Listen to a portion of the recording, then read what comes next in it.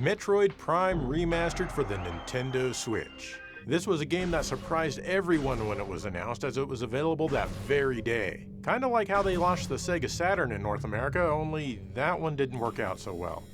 Anyway, very few people talk about the audio in video games, so I thought I'd make this short video about this one. First of all, this is a pretty good remaster with nice upgrades everywhere. Yeah, there's still some jaggies, but it's much better than the GameCube game. And some parts of the game are definitely too dark. Climbing back up here is a huge pain because you can't see anything. Seriously guys, come on, throw me a bone here.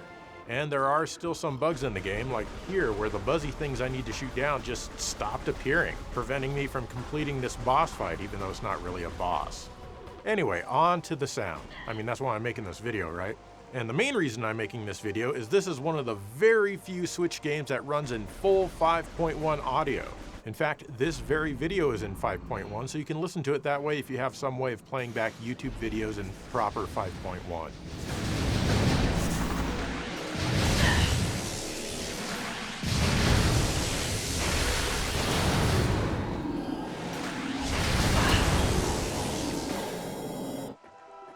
So everyone is talking about how much better the graphics are, and usually that's where the conversation ends because nobody cares about sound.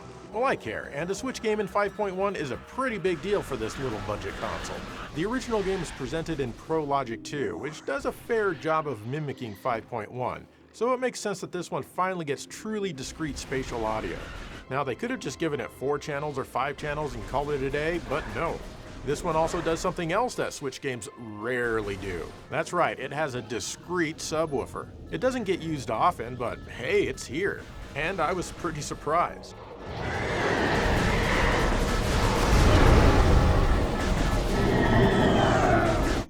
The game still has some good low frequencies in the other channels when the subwoofer isn't active.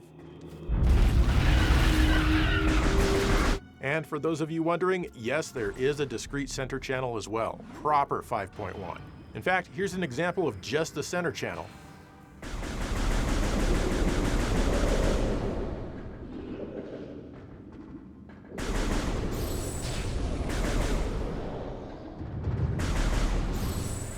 The surrounds can help you in locating off-screen enemies that you need to shoot, like these buzzy things.